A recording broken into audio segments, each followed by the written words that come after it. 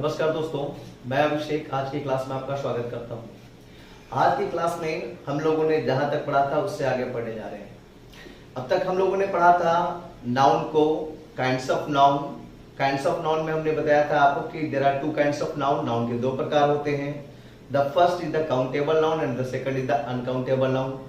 Countable noun के तीन प्रकार थे, पीसीसी, प्रॉपर, कॉमन, कलेक्टिव, जिसमें हमने आपको प्रॉपर और कॉमन नाउन आपको बताया था। Now in today's class we will get about the collective noun। ठीक है, कलेक्टिव के बाद हम लोग आएंगे अनकाउंटेबल नाउन में और जानेंगे मटेरियल और अब्स्ट्रैक्ट नाउन के बारे में भी, लेकिन उनसे भी पहले हम लोग पढ़े जा रहे हैं आज की क्लास में वोकैबुलरी को। Why vocabulary first? आज वोकैबुलरी क्यों? One of my subscribers Mr. Alok Kumar demanded it। Alok Kumar का डिमांड था कि पहले वोकैबुलरी दिया जाए सर, तो नाउ ऑन योर डिमांड देखिए आज मैं पहले वोकैबुलरी दे रहा हूँ। ओके, आप लोगों की और भी कोई सजेशंस हो तो काइंडली मुझे दिया करें, I must take care of that. तो पहली वोकैबुलरी है आफ्टर ऑल। आफ्टर ऑल का मतलब होते हैं आखिरकार, इट्स एडवर्ब, ये एडवर्ब है। हाउ टू यूज इट, इसे कैसे यूज करें वो हम लोग सीखेंगे। तो देखिए, suppose it is the condition, suppose मान लेते हैं कि कंडीशन इस तरह की है कि दो भाई हैं, छोटा भाई बड़े भाई के पास जाता है मदद के तौर पर कि बड़े भाई से कुछ मदद मिल जाए, लेकिन कहने से संकोच भी कर रहा है, उसे ये भी लग रहा है कि कहीं बड़ा भाई मेरी मदद करे या फिर ना करे। ओके, तो जब बड़े भाई को इस बात की भनक होती है या यह बात का पता चलता है, तो वो छोटे भाई को समझाता है, आई मस्ट हेल्प यू, मैं अवश्य आपकी मदद करूंगा।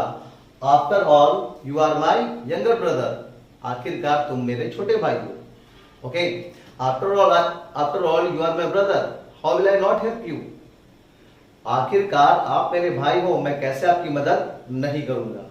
Okay, now I must solve all your problems, after all I am your teacher। okay, like that। the next is ultimately। ultimately का मतलब होता है अंततः या अंत में, it's also adverb, ये भी adverb है। okay, तो सेंटेंस के देखें हम लोग ऐसे बनाएंगे, ultimately रावणा was killed, अंततः रावण मारा गया। सेकंड एग्जांपल भी देख लें, ultimately India won the match, अंततः इंडिया मैच जीत गया।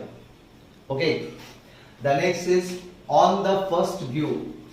ओके, अब देखते हैं यहाँ पर on the first view, it's a phrase, यह फ्रेज है। पहले एक समझ लें, on is the preposition, the is the article and article is the part of adjective. On यहाँ पर प्रीपोजिशन है, द आर्टिकल है, आर्टिकल एडजेक्टिव का पार्ट होता है, ठीक है ना। First is also the adjective here and view is the noun, but this complete word meaning is a phrase. लेकिन ये जो कंप्लीट वर्ड मीनिंग बना ना, ये है phrase. On the first view का मतलब होता है पहली नजर में। ओके, तो सेंटेंस में इसको यूज करते हैं, आई रिकॉग्नाइज्ड हिम, रिकॉग्नाइज मतलब पहचानना होते हैं। आई रिकॉग्नाइज्ड हिम, मैं उसे पहचान गया। Okay, on the first view मतलब पहली नजर में, मैं पहली नजर में उसे पहचान गया। ओके, या जान गया। द नेक्स्ट इज, अगला है आपका एट फर्स्ट साइट, इसका मतलब भी होता है पहली नजर में या देखते ही। तो अभी जो सेंटेंस यूज किया उसमें हम इस वर्ड मीनिंग को भी यूज कर सकते हैं, पहली नजर में, एट फर्स्ट साइट भी यूज कर सकते हैं। जैसे I recognized him at first sight, मैं देखते ही उसे पहचान गया। ओके, या मैं पहली नजर में ही उसे पहचान गया, मतलब देखा वैसे ही पहचान गया, अच्छा ये तो वो है। ओके, द सेकंड एग्जांपल, इसको मैं इस तरह से भी देखता हूं कि इसे एक वर्ड मीनिंग में क्रिएट करूं या एक सेंटेंस क्रिएट करूं।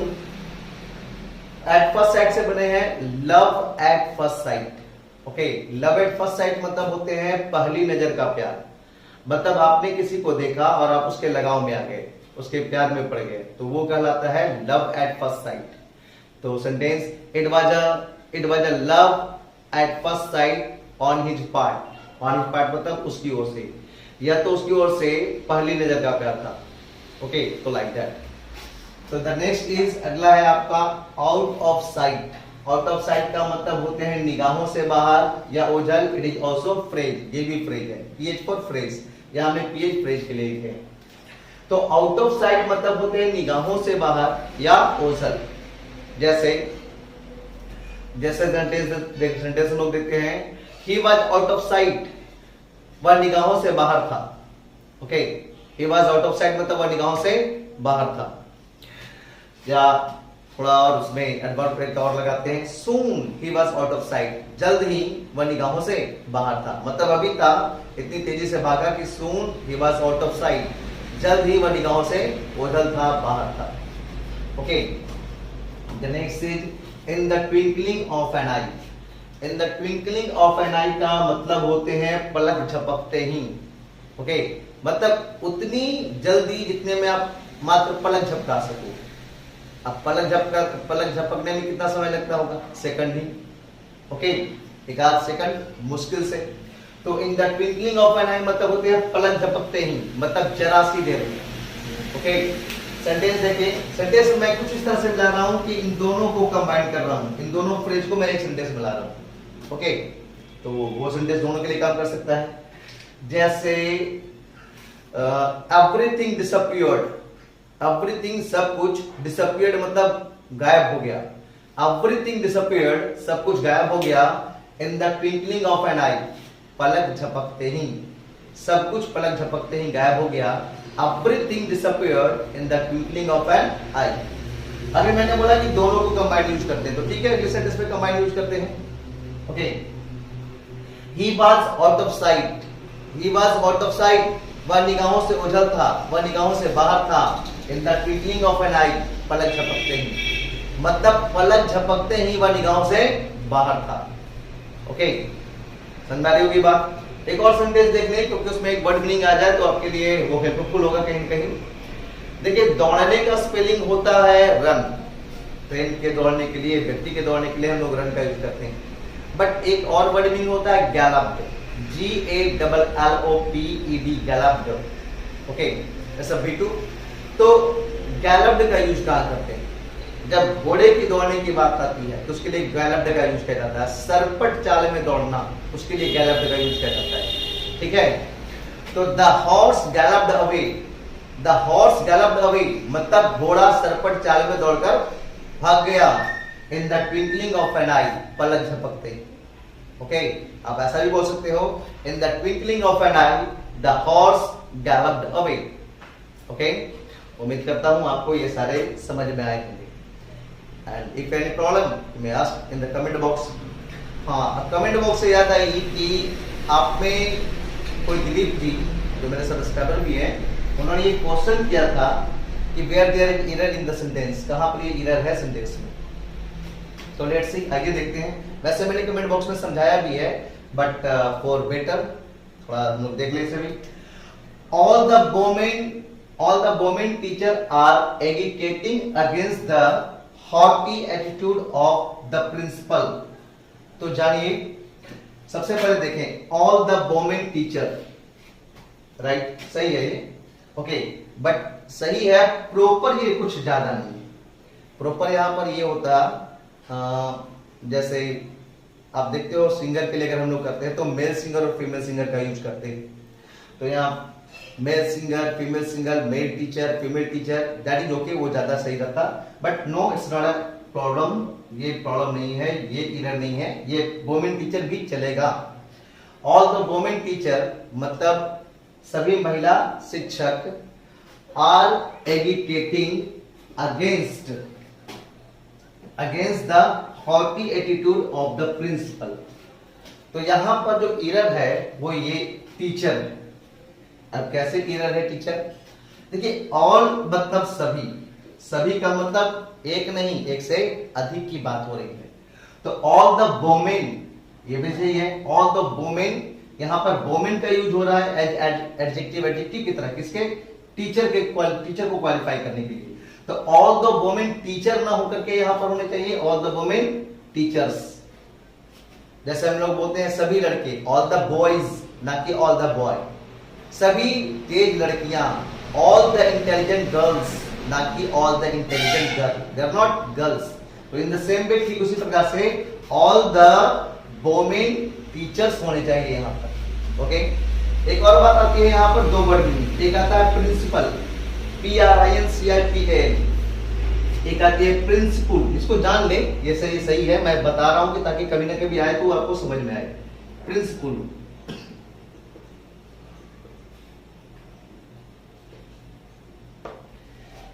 ये है PRINCIPAL और ये है PRINCIPLE, बस यहां पर थोड़ा सा अंतर है। यह है प्रिंसिपल और यह है प्रिंसिपल। प्रिंसिपल का मतलब होता है प्रधान, ओके, और प्रिंसिपल का मतलब होता है सिद्धांत। तो प्रिंसिपल का मतलब होता है सिद्धांत। टेक केयर ऑफ दैट, इसका भी आप लोग ध्यान रखें, okay. Now we are going to the grammar class. अब हम लोग चलते हैं ग्रामर क्लास पे, ओके।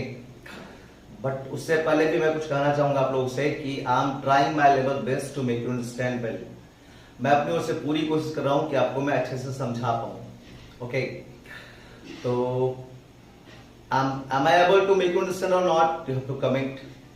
क्या मैं आपको समझा पा रहा हूं या नहीं समझा पा रहा हूं? काइंडली आप कमेंट बॉक्स में लिखिए, और कोई सुधार चाहिए तो भी आप बताएं, ओके। एंड अगर आपको लगता है कि हाँ मैं आपको समझा पा रहा हूं तो kindly subscribe my channel also. तो आप कृपया मेरे चैनल को सब्सक्राइब करें, okay, like the videos and also touch the bell icon. तो आज की ग्रामर क्लास हम लोग शुरू करते हैं कलेक्टिव नाउन के साथ, okay. What is collective noun? Collective, the word collective is made of collection, okay. जो वर्ड कलेक्टिव है वो कलेक्शन से, कलेक्शन मतलब समूह से मिलकर बना है। कलेक्शन मतलब समूह, तो जो समूह को दर्शाए उसे हम कहेंगे कलेक्टिव नाउन। इट मींस समूहवाचक संज्ञा। What is the definition? Definition क्या है वो समझेंगे। द नाउन मतलब कि वैसी संज्ञा विच डिनोट्स जो दर्शाती है ए ग्रुप ऑफ पर्सन, मतलब व्यक्तियों के ग्रुप को, व्यक्तियों के समूह को।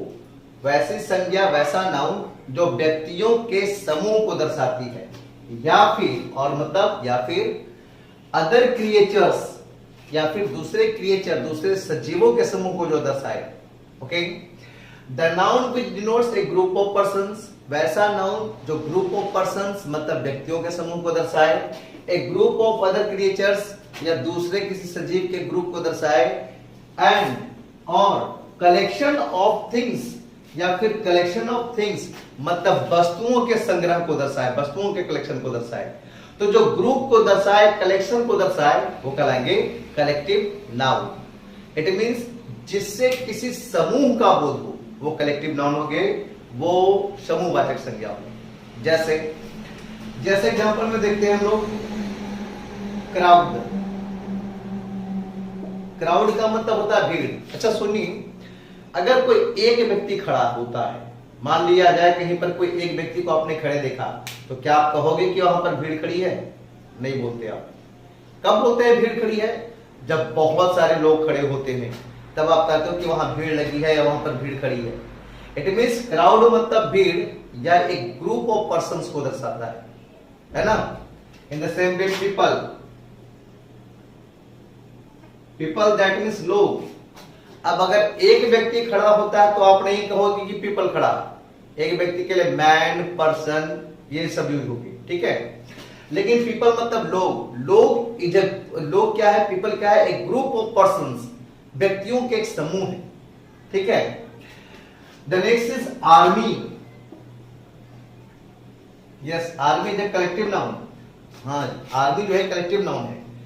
सोल्जर मतलब होता है सैनिक।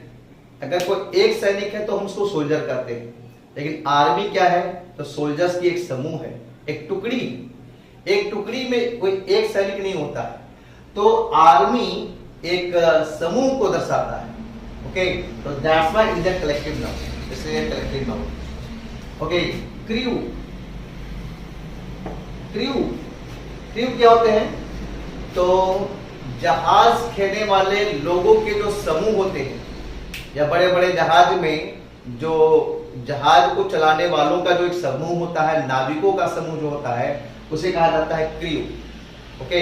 तो it's a group of persons. ये ग्रुप ऑफ पर्संस है, इसलिए ये ग्रुप को दर्शा रहे हैं, ये कलेक्शन को दर्शा रहे हैं, तो that's why it is the collective noun. इसी वजह से ये कलेक्टिव नाउन है।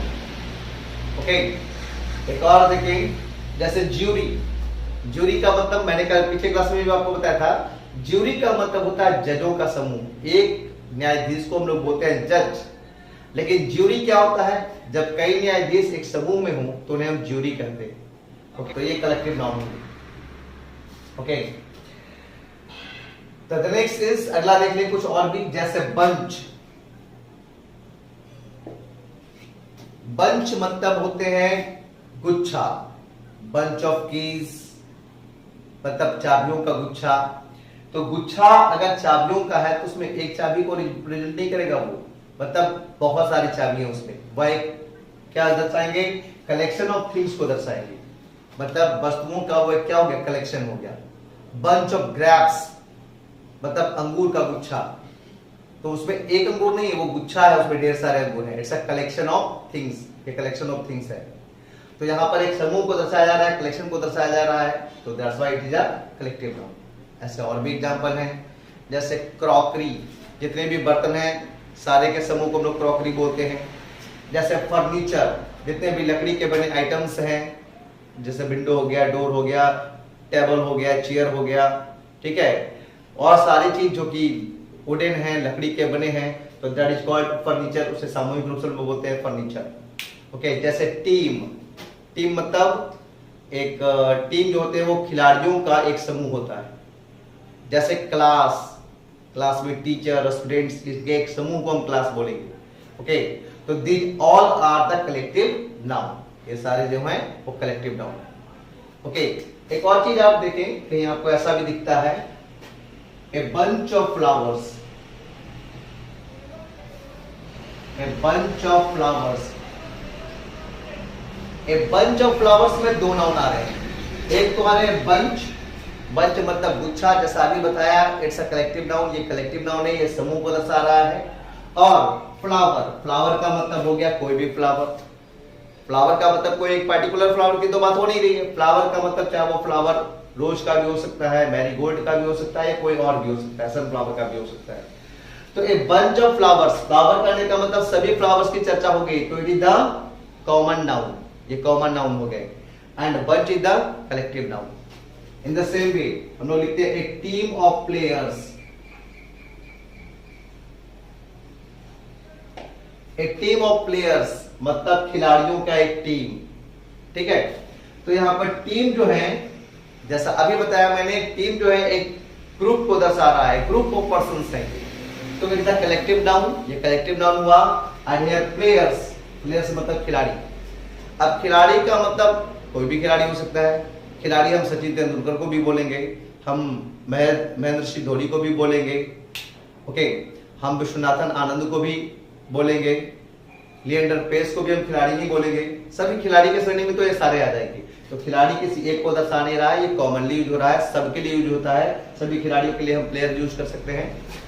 तो player is the common noun, ये हो जाएंगे कॉमन नाउन, जबकि टीम हो जाएंगे यहाँ पर कलेक्टिव नाउन, ठीक है। जैसे और भी हो सकते हैं, ए चैन ऑफ माउंटेन्स, है ना, तो और भी है। तो आप दो एग्जांपल से तो समझ ही गए होंगे। Here bunch and team are the collective noun, while flowers and players are the common noun. Okay, write it down. तो अब तक हम लोगों ने नाउन के दो काइंड्स में से एक काइंड को समाप्त किया, काउंटेबल और इसके तीन प्रकार, प्रॉपर, कॉमन और कलेक्टिव हमने समाप्त किया। और अब हम लोग पढ़ने जा रहे हैं अनकाउंटेबल नाउन को, the second part of the noun, noun के सेकंड पार्ट को हम लोग पढ़ने जा रहे हैं uncountable noun. What is the uncountable noun, क्या होता है अनकाउंटेबल नाउन?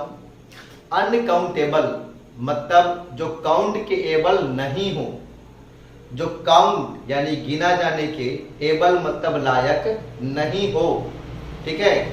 जो अनकाउंट हो, जो गिना जाने लायक ना हो, वो कहलाएगा uncountable noun. The noun which can not be counted, देखिए एक ही लिखा भी मैंने है, द नाउन मतलब कि वैसा noun, which can not be counted, जिसको गिना ना जा सके। The noun which can not be counted, वह नाउन जो गिना ना जा सके, is called uncountable noun, is called uncountable noun, उसे अनकाउंटेबल नाउन कहते हैं। वैसा नाउन जिसे गिना ना जा सके वह अनकाउंटेबल नाउन कहलाता है। ठीक है, जैसे कौन से ऐसे नाउन है जो अनकाउंटेबल हैं, जैसे एग्जांपल में आप लोग देखें, मिल्क। मिल्क मतलब जानते ही हो दूध है। तो दूध को हम लोग गिनते नहीं है, नापते या तौलते हैं, है ना। हम लोग कहते हैं 1 लीटर दूध, 2 लीटर दूध, 5 लीटर दूध। तो 1 2 3 5 हम लोग लीटर को गिन रहे हैं, दूध को नहीं गिन रहे हैं। हम लोग 1 दूध 2 दूध नहीं बोलते, हम लोग 1 लीटर दूध बोलते हैं, मतलब गिना जा रहा है लीटर, दूध नहीं, वो अनकाउंटेबल नाउन है। ओके, आप कहते हो 1 गिलास पानी, 5 गिलास पानी, 4 गिलास पानी। तो 1 गिलास 4 गिलास आप गिलास गिन रहे हो, पानी नहीं गिन रहे हो। कभी आप ऐसा नहीं बोलते हो कि 1 पानी, 2 पानी या 5 पानी, ऐसा नहीं बोलते हम लोग। 1 गिलास पानी बोलते हैं, 1 लीटर पानी बोलते हैं, ठीक है जी, 1 गैलन पानी बोलते हैं, ऐसा बोलते हैं। तो मिल्क हो गए, वाटर हो गए, वाइन हो गए, ये सारे के सारे अनकाउंटेबल नाउन है, इन्हें गिने नहीं जाते हैं, नापे या तौले जाते हैं। ठीक है, राइस हो गया, व्हीट हो गया, शुगर हो गया, ठीक है जी, ये सारे भी अनकाउंटेबल नाउन है क्योंकि ये गिने नहीं जाते हैं, नापे या तौले जाते हैं। सम मोर एग्जांपल, कुछ और एग्जांपल हम लोग देख लें। कुछ और एग्जांपल, जैसे कुछ ऐसे भी अनकाउंटेबल नाउन होते हैं जिसको गिने तो नहीं जाते, ना ही इनके जैसे नापे और तौले भी नहीं जाते। ओके, ये तो गिने नहीं जाते हैं लेकिन नापे और तौले जाते हैं। कुछ और भी अनकाउंटेबल हैं जो ना तो गिने जाते हैं ना ही नापे या तौले जाते हैं। जैसे एज फॉर एग्जांपल, जैसे अगर मैं कहता हूं सेंसिबिलिटी,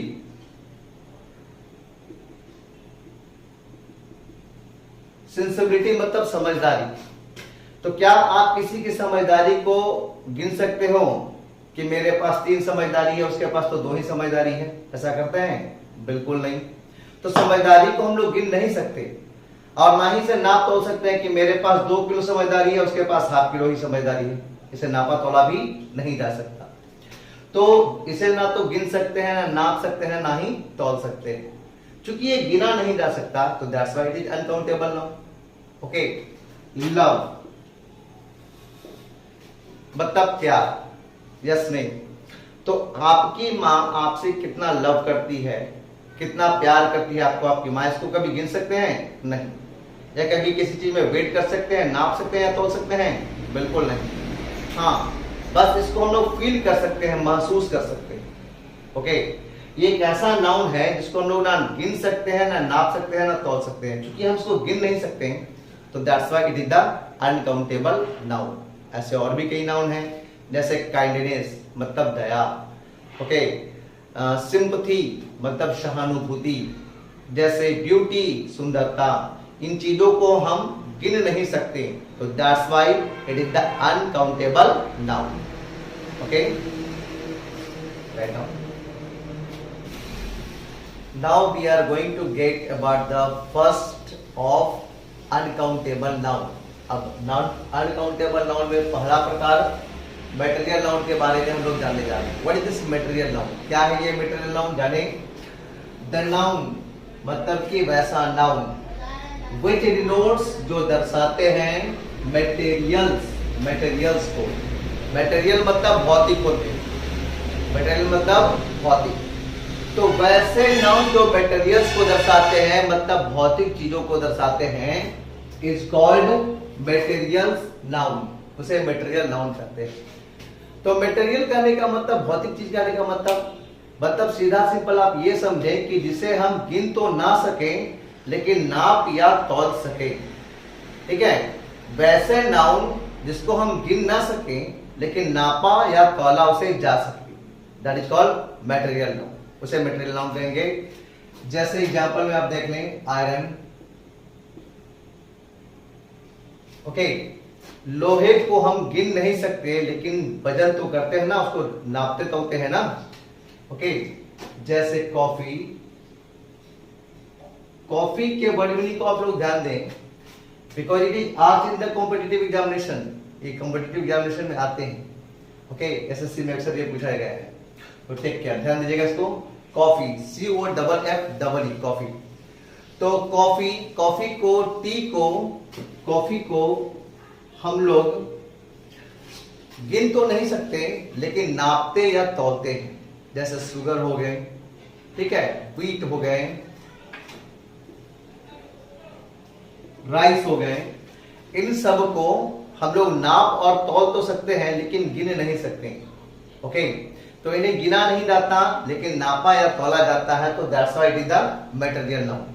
कुछ और भी मटेरियल नाउन है, जैसे मिल्क हो गए, वाटर,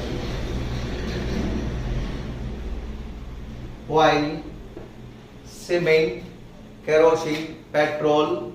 तो ये सारे के सारे नापे जा सकते हैं या तौले जा सकते हैं, बट काउंट नहीं किए जा सकते हैं। तो जो नाउन गिना ना जा सके लेकिन नापा या तौला जा सके, that comes in the category of material noun, उसे हम मटेरियल नाउन के अंतर्गत रखते हैं।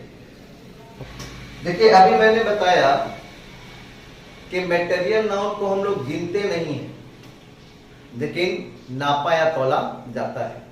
कुछ ऐसे भी मटेरियल, अच्छा एक और बात इसमें ये बतानी है कि जिस नाउन को हम गिन नहीं सकते उन्हें हम प्लूरल में भी नहीं बदल सकते।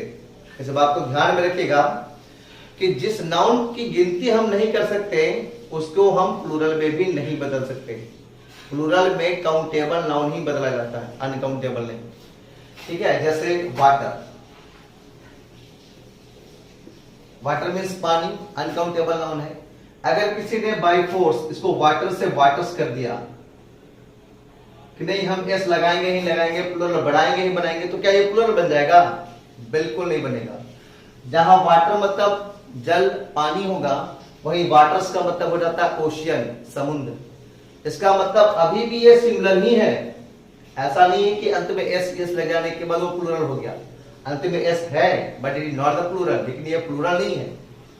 It has change its sense, इसने अपना सेंस चेंज कर लिया, इसके अर्थ बदल गए। वाटर मतलब जल, अनकाउंटेबल नाउन है, सिमिलर है, तो वाटर्स मतलब हो गए ओशियन, समुद्र, और ये अभी भी सिमिलर ही है। ओके, सम मोर, कुछ और भी हैं, जैसे कॉपर। कॉपर जो मेटल, कॉपर एक मेटल का नाम है, जानते हैं धातु है। तो कॉपर को अगर हम प्लूरल में बदल देते हैं, कॉपर्स, यानी कोशिश कर रहे हैं इसको कि एस लगाकर हमने इसको प्लूरल बदल दिया, but it is not the plural, लेकिन ये प्लूरल नहीं हुआ। हमें भले ये प्लूरल की तरह दिख रहा हो, हमारा भ्रम हो कि ये प्लूरल हो गया, बट इट इज नॉट, ये नहीं है plural, it is yet similar, अभी भी ये सिमिलर ही है। कॉपर का मतलब एक मेटल हुआ, धातु हो गया, लेकिन कॉपर्स का मतलब हो जाता है क्वाइन, मतलब सिक्का। ओके, आगे देखिए, सैंड, SAND, सैंड। सैंड का मतलब होता है बालू, अनकाउंटेबल नाउन है, अनकाउंटेबल हमेशा से सिमिलर होता है। अगर कोई इसको प्लूरल बदलने की कोशिश भी करेगा, SANDS, अगर वो चाहेगा कि हम S लिख करके प्लूरल बदल दें, तो भी ये प्लूरल नहीं बदले जाएंगे, अर्थ बदल जाएगा लेकिन रह जाएगा सिमिलर ही। जहां सैंड का मतलब बालू होता है, वहीं सैंड्स का मतलब होता है डिजर्ट, यानी रेगिस्तान। ओके, तो इन बातों का आप लोग ध्यान रखेंगे। Okay, we should take care of all this, इन सबको हम लोग ध्यान में रखते हैं। एक और आता है एग्जांपल, वुड। वुड मतलब लकड़ी, और इसके अंत में अगर एस लगा दें, वुड्स कर दें, तो वुड्स का मतलब हो जाता है फॉरेस्ट, यानी जंगल। Okay, it's change its sense, इसने अपने सेंस को चेंज कर लिया, ये प्लूरल नहीं बनता।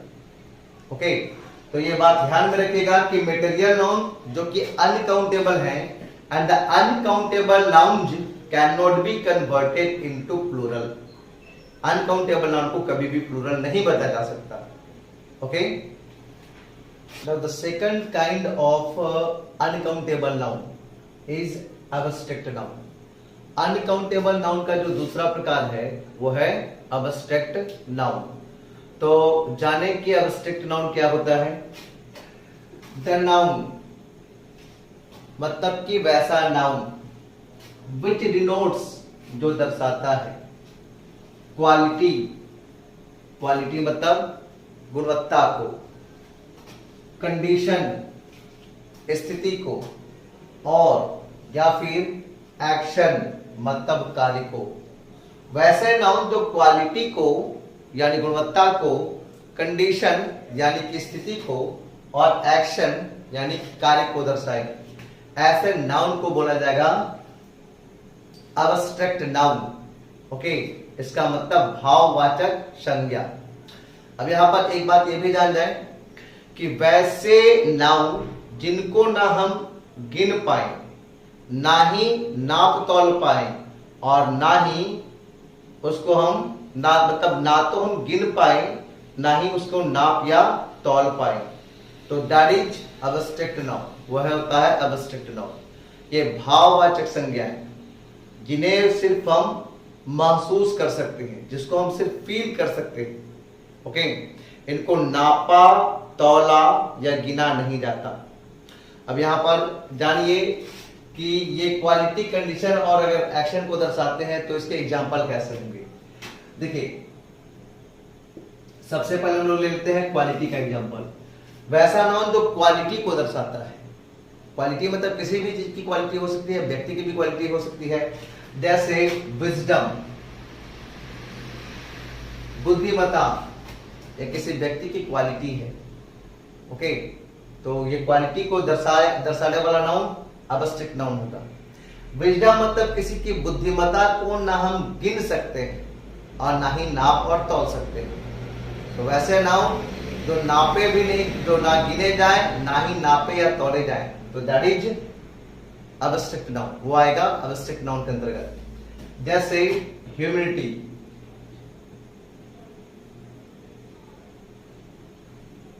ह्यूमैनिटी मतलब मानवता, यह भी किसी व्यक्ति की क्वालिटी है और इसको ना गिन सकते हैं, ना नाप सकते हैं, ना तौल सकते हैं, तो इट इज अब्स्ट्रैक्ट नाउन। ये भी कौन सा नाउन होगा?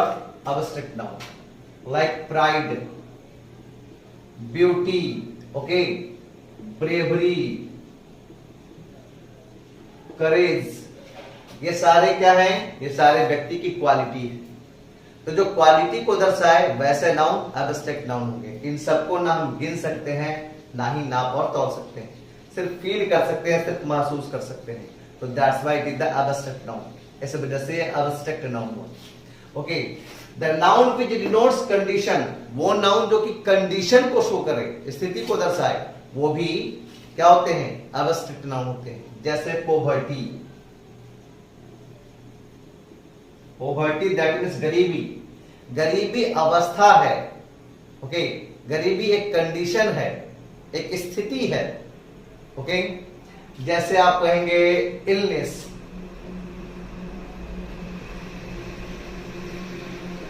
ये क्या है? ये कंडीशन है। तो इलनेस और पोवर्टी को भी हम लोग गिन नहीं सकते और ना ही नाप या तौल सकते हैं, इसे बस फील किया जाता है। जैसे और भी जाने, द नाउन विच डिनोट्स, वैसा नाउन जो दर्शाए इसको एक्शन, एक्शन को मतलब कार्य को। ओके, तो एक्शन के लिए आप एक एग्जांपल देखेंगे, मूवमेंट, ये एक्शन को शो कर रहा है और इसको भी नापा तौला नहीं जाता है और ना ही गिना जाता है। तो वैसे नाउन जिसको हम नाप तौल नहीं सके, ना ही गिन सके, वो है अब्स्ट्रैक्ट नाउन, जिसको बस हम फील करते हैं। जैसे लव, प्यार। आपकी माँ आपसे कितना प्यार करती है, इसको आप नाप तौल नहीं सकते हैं, ना ही आप इसको गिन सकते हैं, बस फील कर सकते हैं। ओके, सिंपैथी, सहानुभूति। आपके फादर आपसे कितना सहानुभूति रखते हैं, इसको आप नाप तोड़ नहीं सकते, ना ही गिन सकते हैं, बस आप इसको फील करते हो कि हमारे जो फादर है हमारे से बहुत सिंपैथी रखते हैं। तो ये सिर्फ आप फील कर सकते हो, इसलिए इसे हम अब्स्ट्रैक्ट नाउन के अंतर्गत रखते हैं। ओके, तो फिर से थोड़ा एक बात और भी सुन लिया कि वैसे नाउन जो गिने जाएंगे वो तो काउंटेबल हो गए, लेकिन वैसे नाउन जो ना गिने जाएं वो अनकाउंटेबल नाउन है, और अनकाउंटेबल में वो या तो अब्स्ट्रैक्ट नाउन होंगे या फिर वो मैटेरियल नाउन होंगे। अगर नाउन गिना नहीं जाता है लेकिन नापा या तौला जाता है तो वो मटेरियल है। लेकिन अगर नाउन ना तो गिना जाता है और ना ही नापा या तौला जाता है तो वो अब्स्ट्रैक्ट नाउन। ओके, तो उम्मीद करता हूँ आज की क्लासेस में आपको सारी चीज समझ में आए होंगे। अगली क्लास में मैं आपको कुछ वर्क दूंगा, कुछ सेंटेंसेस दूंगा, एक दो एग्जांपल समझाऊंगा और कुछ वर्क दूंगा जिससे आप करके हमें कमेंट बॉक्स में सेंड करें। Okay, till then good bye.